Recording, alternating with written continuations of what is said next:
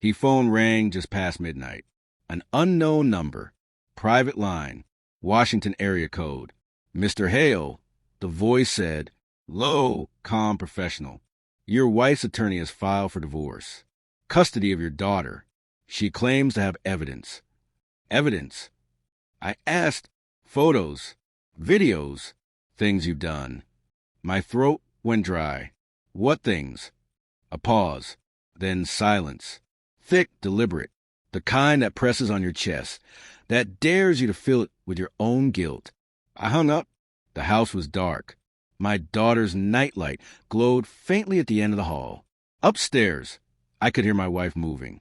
Soft, steady, measured footsteps. She shouldn't have known anything.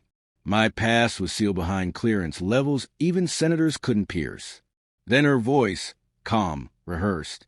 It's over, Daniel. Today is the last day. I turned. She held a tablet. My face filled the screen.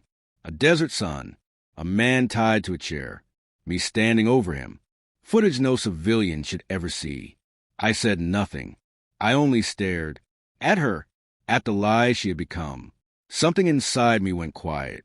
I sat in the living room until dawn. She slept upstairs as if nothing had changed. The footage shouldn't exist. Every operation I had ever run was burned. Every recording scrubbed. And yet there it was. In her hands. She wanted me afraid. Exposed. Sunlight crept through the blinds, painting the floor. I thought of the missions I had survived.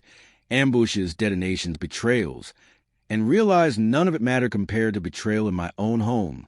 That morning, she brought me coffee, kissed my cheek, smiled like a practiced actor.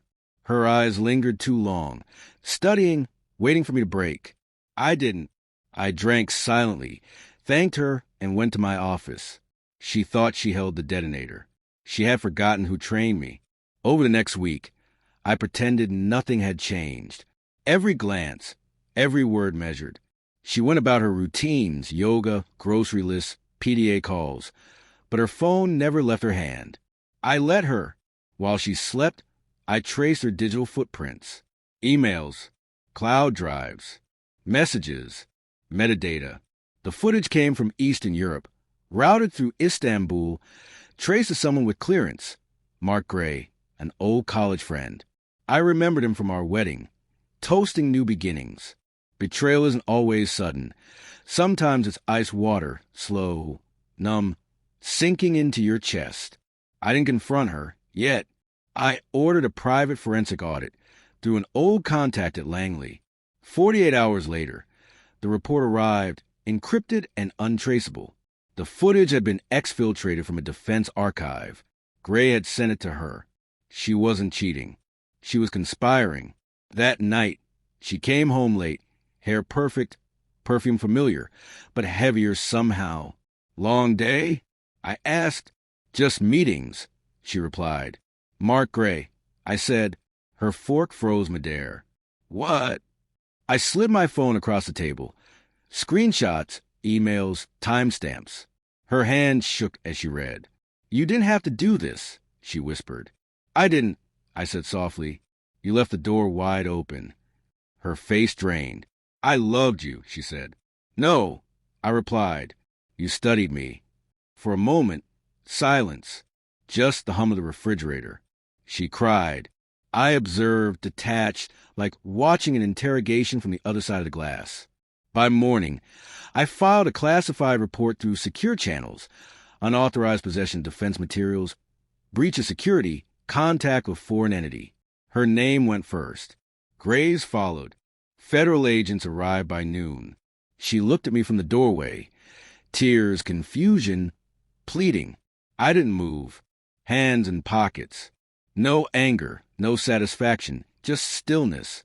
When the car disappeared down the street, I went inside. My daughter was asleep. I brushed a strand of hair from her face. Calmness settled over me. Too calm. Treason, they called it. She called it love. Both were true. I didn't testify. I didn't need to. The evidence spoke for itself. She didn't need me to expose her. She had done it herself. Every secret, every whisper, documented and verified. A week later, I left the house. No photos, no farewells, just a note. Some wars don't end, they just change names. I walked into the cold, thinking she wasn't the first enemy I'd disarm without a fight, but she was the last I'd ever loved. Mission complete. The room cleared.